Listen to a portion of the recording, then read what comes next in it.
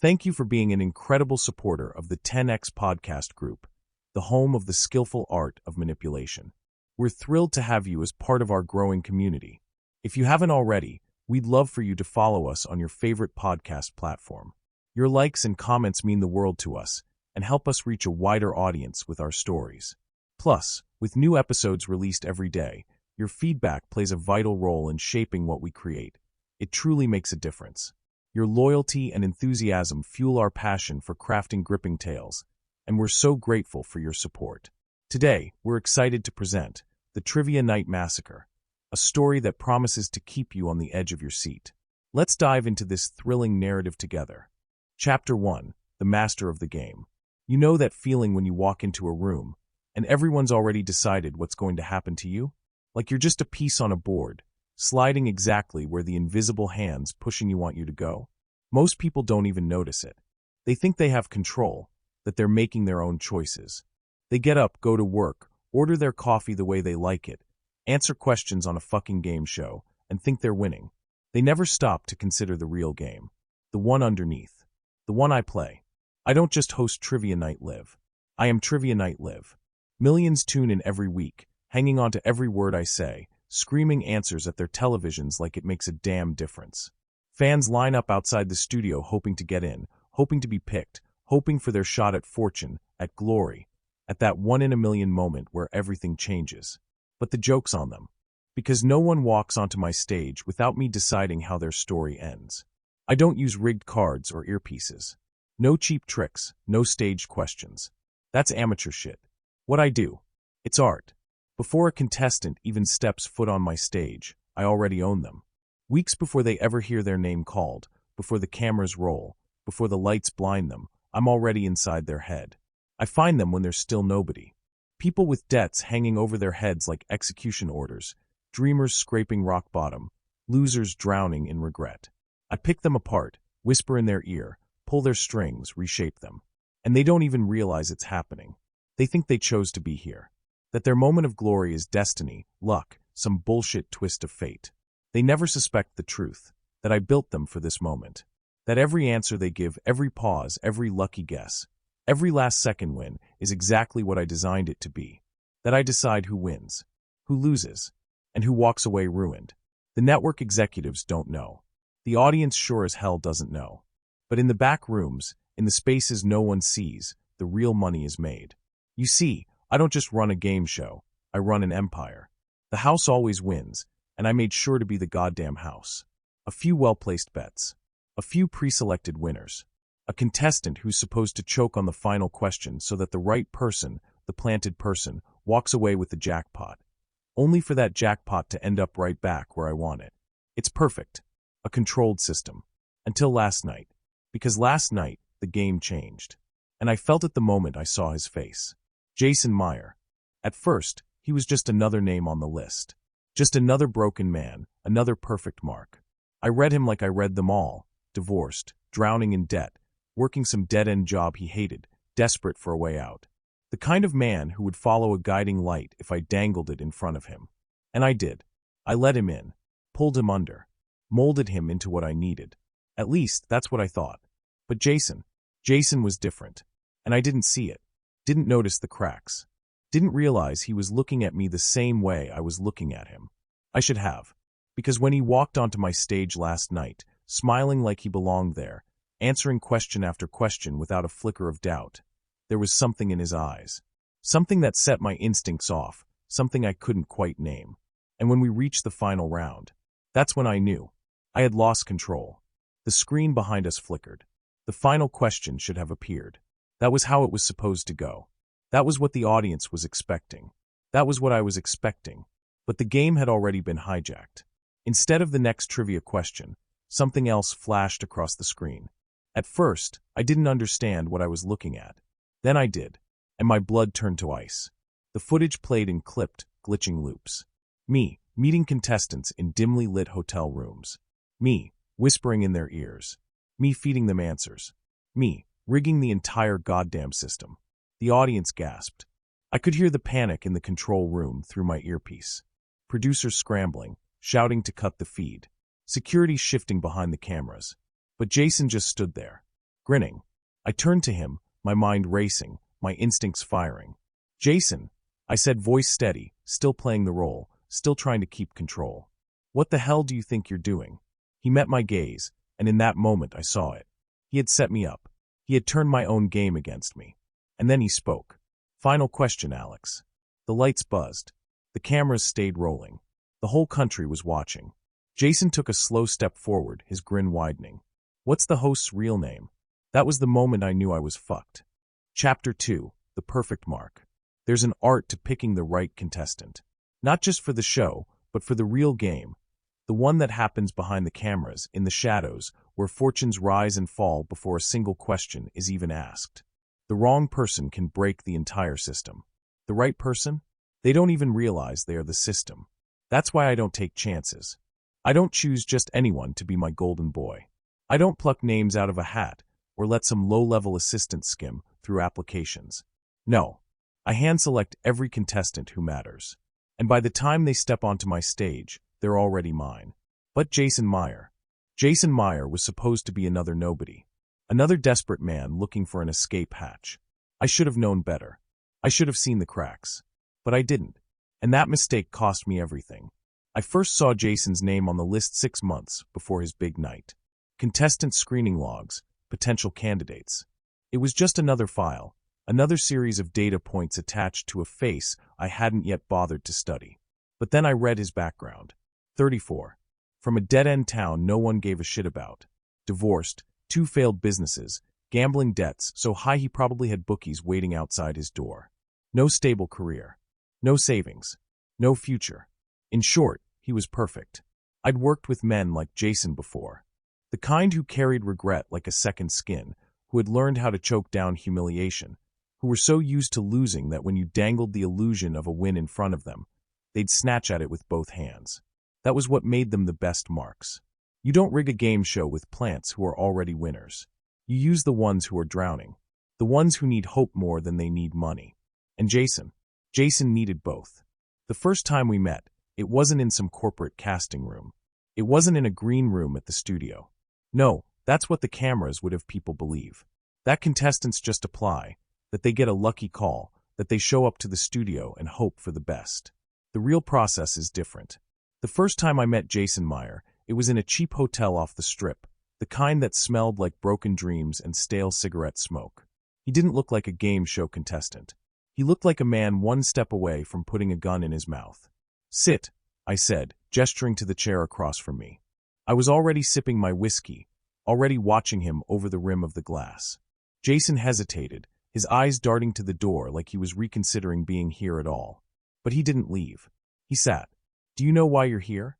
I asked. A dry laugh. I assume because I applied for Trivia Night Live. I smiled. Good. He was still playing by the expected script. "That's what you think," I murmured, leaning forward. "But let me tell you something, Jason. No one just gets picked for this show. Not really." I watched his throat bob as he swallowed. He was listening. I set my drink down, folded my hands. "I know everything about you. Your debts, your businesses, your divorce, your little incident at that casino in Atlantic City." His entire body tensed. "Good. Let the fear set in." "That's not." I cut him off. "This is how it works, Jason. You will be on the show. You will win big. And you will play the game exactly the way I tell you to."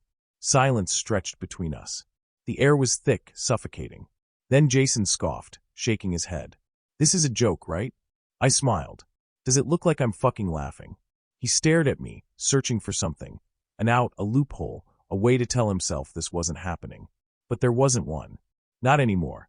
And then, after a long, heavy pause, he did the thing I needed him to do. He nodded. "Good," I murmured. Because that was the moment I owned him.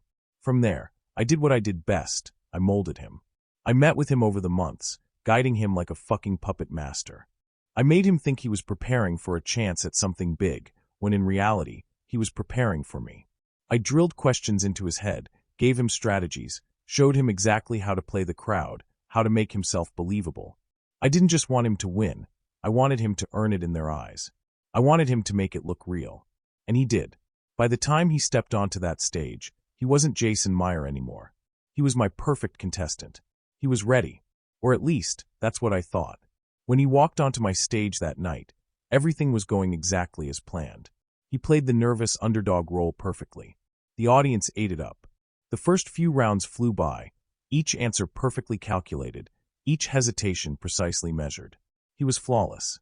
But something felt off. A shift in the air. A small thing, barely noticeable. A flicker in his eyes, a slight curve at the corner of his mouth that wasn't there before. I ignored it. I told myself it was nerves, that it was the adrenaline of the moment, that he was just caught up in the rush of the game. But I should have listened to that instinct. Because then, the final round hit. And Jason looked at me with eyes I suddenly didn't recognize. And that was when I knew. I had just made the biggest mistake of my life. Chapter 3, The Reveal. The stage was alive, humming with energy, the audience on the edge of their seats, eyes wide, breathless, caught in the illusion of the moment.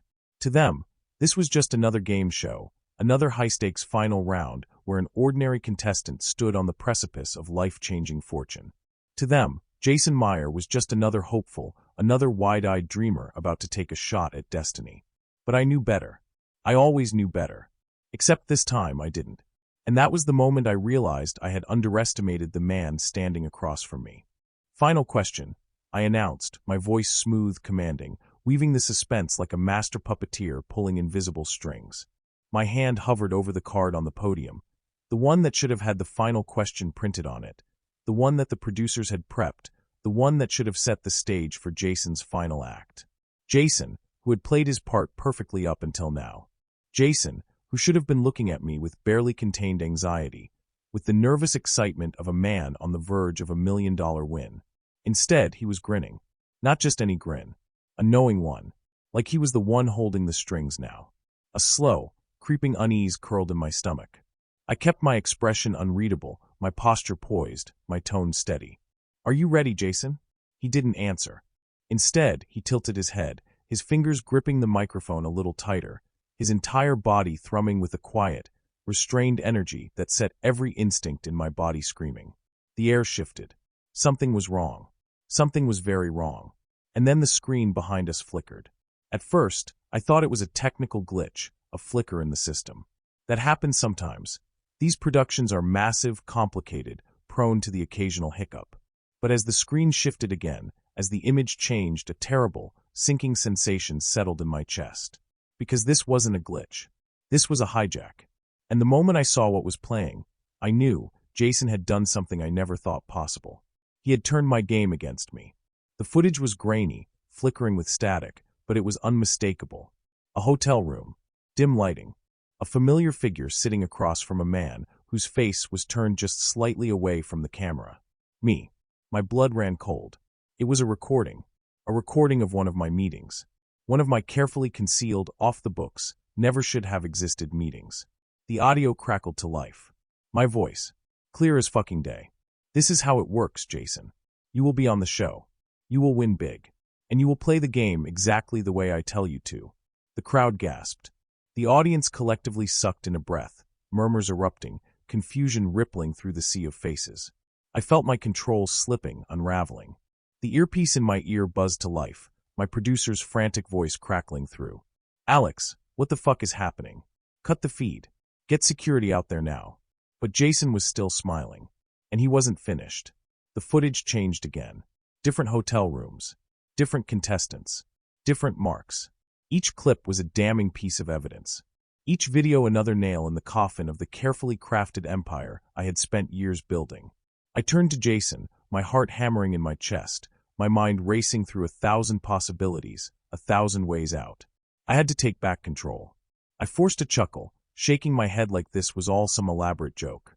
"Nice trick, Jason," I said smoothly, my voice unwavering despite the chaos roaring through my mind. "Clever editing. I have to admit, you had me for a second there." Jason raised an eyebrow. "Oh, you think this is fake?" I exhaled sharply, shifting my stance just enough to make it seem like I was still in control. "I know it is. You think some out-of-context footage is going to fool anyone? Come on, Jason. This is a game show, not a courtroom." Jason's grin widened. He reached into his pocket, pulled something out. A remote. My stomach dropped. "What are you doing?" I asked, my voice dropping an octave, my pulse thundering in my ears. Jason held up the remote for the cameras to see, his finger hovering over a single, ominous button. "I'm giving the audience a choice," he said. The screen flickered again. And suddenly, it wasn't just the secret footage anymore. It was bank records, wire transfers, shell company names tied directly to the rigging. And worst of all, my real name. Not Alex Monroe, beloved host of America's favorite game show. No, the name before that. The one I had buried. The one I had erased. The one that, if it came out, would mean more than just the end of my career.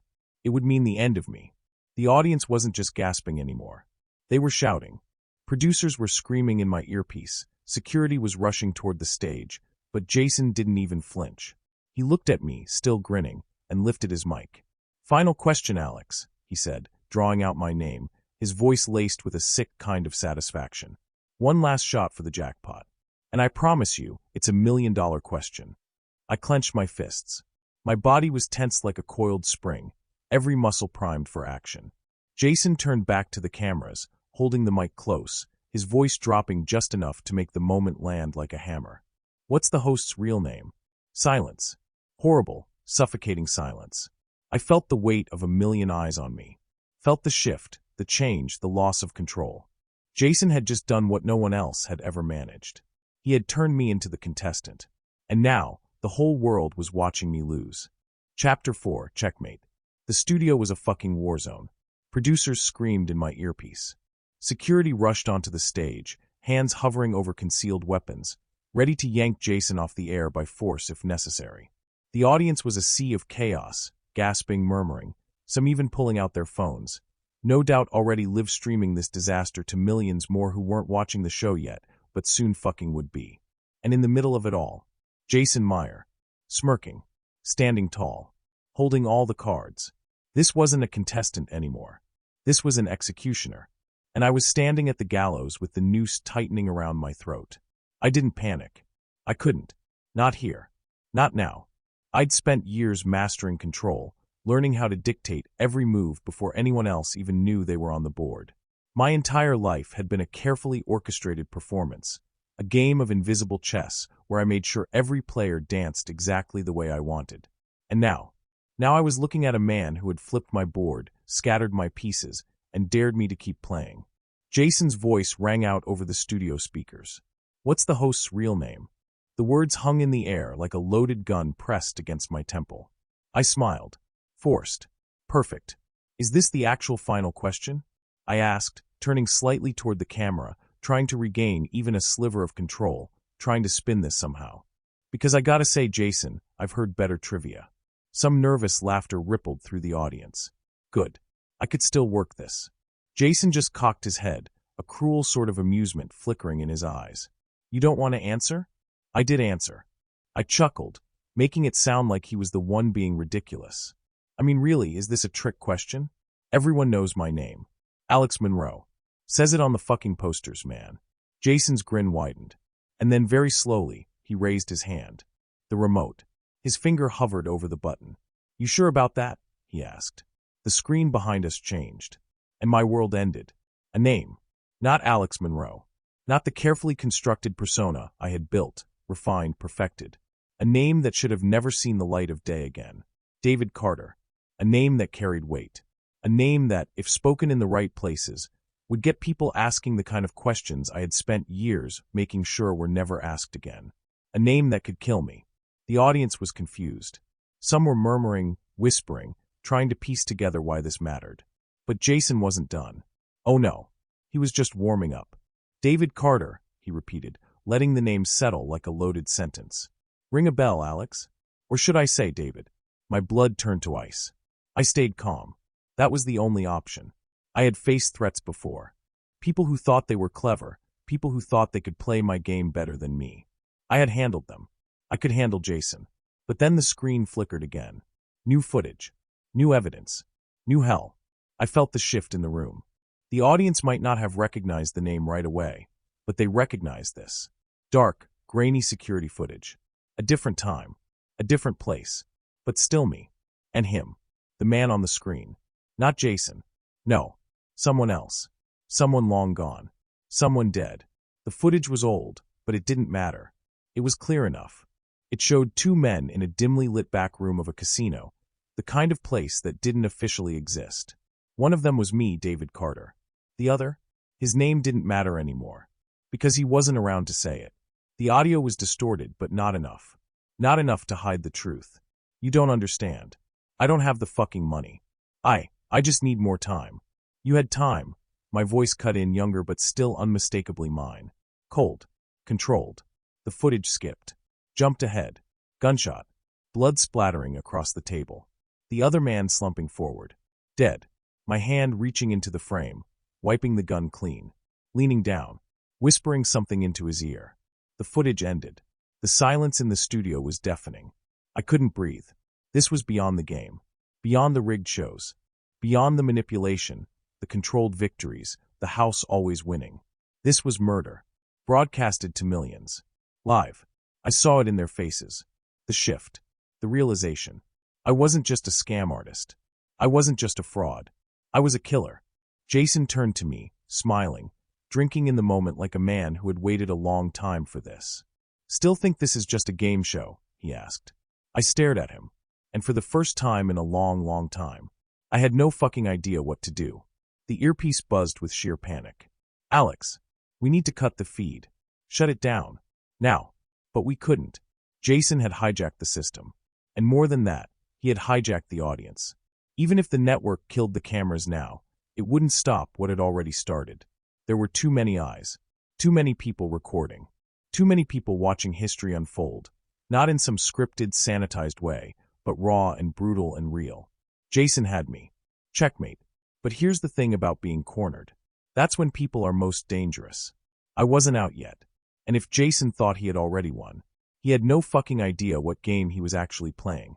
I glanced toward the security guards lining the edges of the stage. They were waiting. Waiting for a single cue from me. Waiting for permission to act. Because unlike Jason, they weren't interested in justice. They were interested in protecting an asset. And right now, I was the most valuable piece on the board. The house always wins. And tonight, this house was about to cash out in blood. Chapter 5, The Lies We Bury. There's a moment, just before the knife hits the skin, just before the gunshot echoes, just before the blade slides between the ribs, when time stretches. When the world slows down, and you feel every pulse in your veins, every breath, every tiny movement around you. I felt that moment now. Standing under the blinding lights of Trivia Night Live, staring into the face of a man I had thought was a pawn, but who had somehow become the executioner, and realizing, in a way that settled deep into my bones, that this was not just a game anymore. Jason Meyer had done the impossible. He had flipped the script. He had turned my own stage into a courtroom, my audience into a jury, and me, the host, the one who always controlled the show, into a man with a death sentence hanging over his head. And all it had taken was a single fucking name. David Carter. The name I had buried. The name I had erased. And now, it was playing on a giant screen behind me for the entire world to see. My mind was a war zone. Every instinct I had screamed at me to act, to control, to take back the power that was slipping through my fingers like sand in a storm. But how the fuck do you control a room when your darkest secrets have just been broadcasted live? When a murder, one you had made damn sure would never see the light of day, was suddenly playing on screens across the country. The audience wasn't whispering anymore. They were staring. At me. At the footage looping behind me. At Jason, who was still holding that fucking remote like a detonator to a bomb that had already exploded. He was drinking it in. Watching me. Waiting. For what? To see me break. To see me confess? I took a slow breath. My body was still, but inside my mind was racing. There had to be an out. A way to pivot. A way to survive. I had lied my way out of tighter corners before. But never one like this. I turned toward Jason. Smiled. Controlled. Smooth. Because that was my skill, wasn't it? No matter the chaos, no matter the storm, I always kept the mask intact. You know, I said, my voice carrying over the dead silence of the studio. I gotta give it to you. That's a hell of an exposé. Almost like something you'd see in a movie. Jason said nothing. Just waited. So did the audience. They were listening. Hanging on to every word, desperate to understand what the fuck was happening. So I did what I always did. I controlled the narrative. I turned to the cameras, making sure my expression was one of disappointment, as if I was the one who had been let down. "This is what we're doing now?" I asked, shaking my head. "Come on, Jason. Really? You want to win so bad you had to dig up this nonsense? You think slapping my name on some old mob hit suddenly makes me guilty?" The audience murmured. I pressed forward. "You do realize how easy it is to fake shit like this, right? AI. Deepfakes. Hell, you can make the Pope do a TikTok dance with the right software these days." I let out a cold chuckle. "But this is sloppy." I turned back to Jason, saw the muscles in his jaw tighten ever so slightly. There it was. A crack. I pressed harder. "Did you really think you'd come on my stage, hijack my show, throw up some grainy bullshit from God knows where, and people would just believe it?" I spread my arms. "What's your endgame, Jason? Huh? You wanted to win? You wanted to be famous? Well, congratulations, you've got 5 minutes of fucking fame. But when this is over..." I smirked. "You're going to be begging for a lawyer, buddy." More murmurs in the audience. A shift in the energy. I could feel them hesitating. I could feel them questioning. And for a split second, I thought I had him. But then Jason did something I didn't expect. He laughed. A slow, quiet chuckle. Low at first, but then it built. Like he had expected me to do this. Like he wanted me to try. And then he turned toward the cameras. "Ladies and gentlemen," he said, his voice dripping with something dangerous. "You see what he's doing, right? He's spinning. He's dancing, trying to get out of it. Classic move. Classic host move." He looked back at me. "But here's the thing, Alex." He paused, then smirked. "Or should I say David?" The audience reacted to the name again. Jason kept his eyes locked on mine. I knew you'd try to play it off. And then he did something that really made my stomach drop. He pressed the button on the remote again, and a new recording played. A voice recording. My voice. Clear as day. "Take care of him. Make sure there's no body to find. No loose ends. If there's a problem, you fucking fix it." The room erupted. Gasps. Shouts. It didn't matter what I said now. It didn't matter how much I tried to twist the truth. This wasn't some grainy video that I could argue was manipulated. This was my fucking voice. Undeniable. Inescapable. Checkmate. I felt something shift in the air. The security guards. They weren't looking at Jason anymore. They were looking at me. Waiting. For orders. And that's when I knew. I had one move left.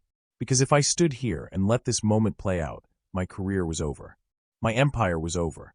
My life was over. But if I acted, if I made a move right now, I might just have a chance. I inhaled deeply, turned to Jason, and smiled. A slow, dangerous smile. And then, before he could react, I lunged.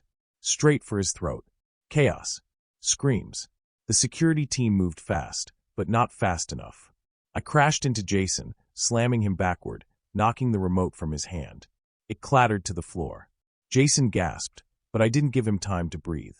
I gripped his collar, yanking him close. Whispered, low and lethal, so only he could hear. "You think you've won?" My voice was venom. "You think you're fucking smart." His eyes flickered with something. Fear, anger, realization. I tightened my grip. "You have no idea who you just fucked with." Then I pulled back, fists still clenched. Jason looked up at me. And grinned. A slow, bloody grin.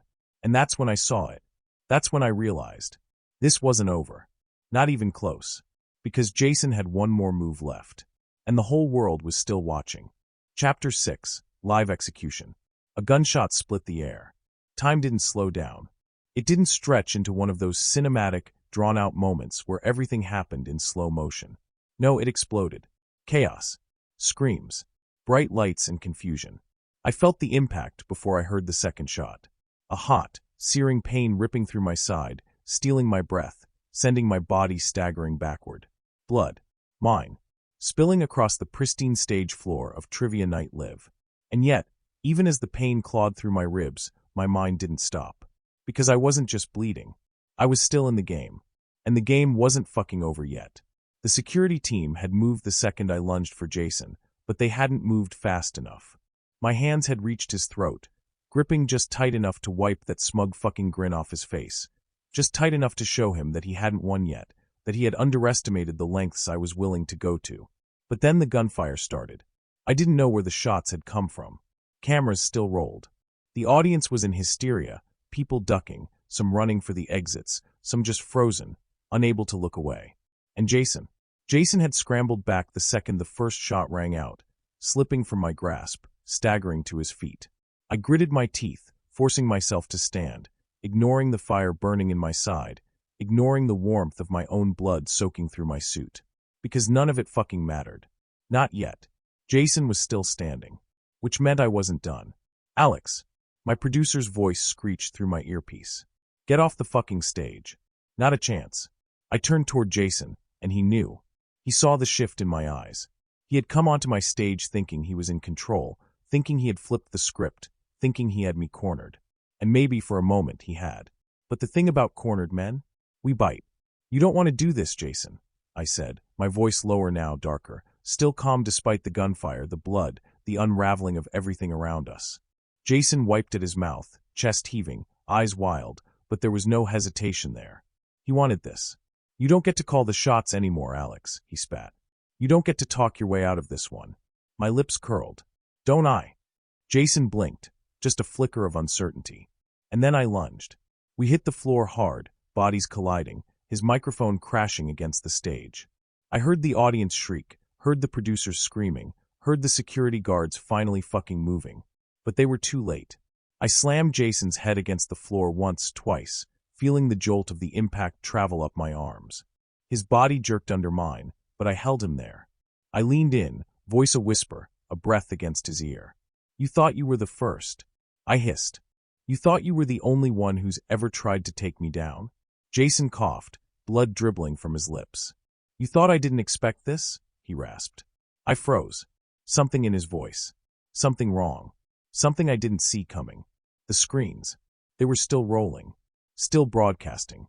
And the moment I realized what was happening, my stomach fucking dropped. Jason was laughing.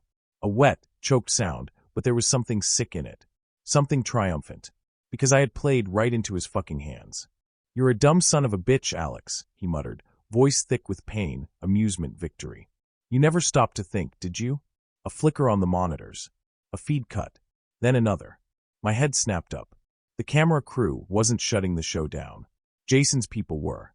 And suddenly, every screen in the studio, every single one broadcasting to millions, shifted, flashing new footage. Not of him. Not of the rigging. Not of my past. But of now. Of me. Straddling him, blood-soaked, feral, rage-drunk, fists clenched, looking more like a fucking murderer than a game show host. And Jason, pinned beneath me, bruised, bloodied, the victim. The hero. I felt it before I even turned back toward the audience. The shift. The complete, irrevocable shift. They weren't on my side anymore. They were his. Jason hadn't just hijacked my show. He had hijacked me. He had made me his own goddamn puppet. Security, someone bellowed. Heavy footsteps thundered across the stage. I barely had time to react before a pair of hands ripped me off Jason, another set forcing me to the floor, pressing my face hard against the cold, slick surface. I growled, struggling, but I fucking knew, it was too late. The cameras had seen everything. The world had seen everything. And Jason had won. The last thing I saw before they dragged me away. Jason Meyer, lying on his back, chest heaving, laughing. Lifting his microphone, blood dripping from his lips, and speaking 3 final words. Ladies and gentlemen. And then through the chaos, through the screaming, through the fucking end of my empire. He turned his head just enough to look me in the eye. Game over. Chapter 7, the last question. The moment they dragged me off that stage, I knew it was over. Not just the show. Not just my career. Not just the empire I had spent years building, piece by piece, lie by lie. No. Something deeper. Something worse. I was over.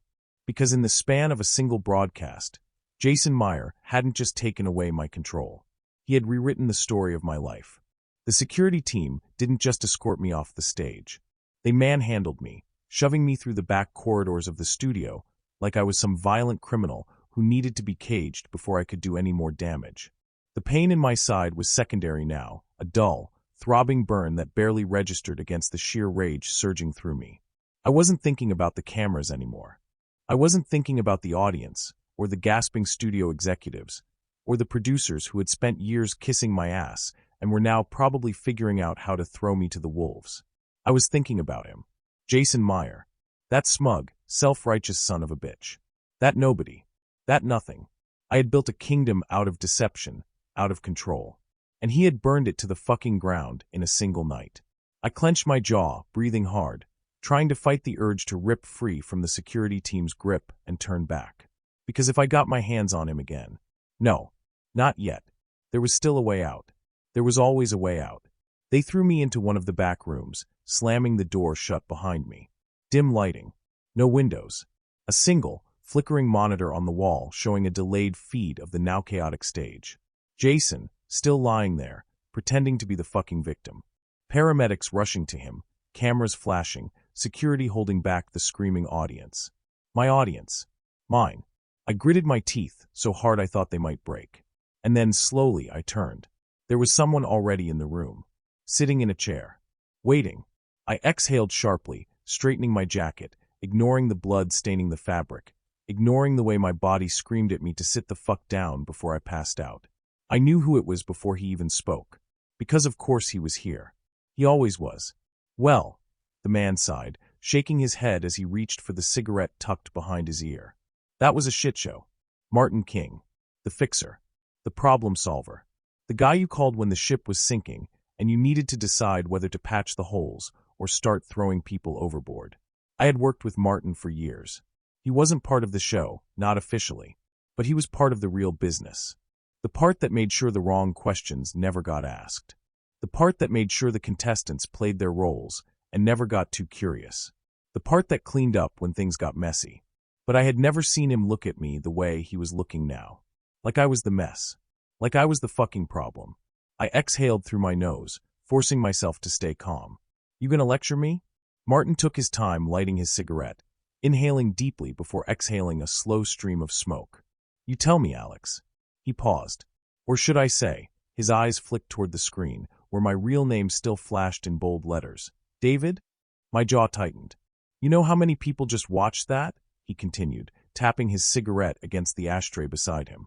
You know how many agencies are probably pulling files right now?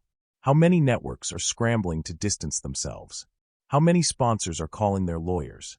I didn't answer. I didn't need to. Martin leaned back, shaking his head. Damn shame. Another drag. I really liked this gig. Fix it, I said. Martin arched an eyebrow. You've cleaned up worse, I continued, my voice measured, controlled, forcing my exhaustion into the background.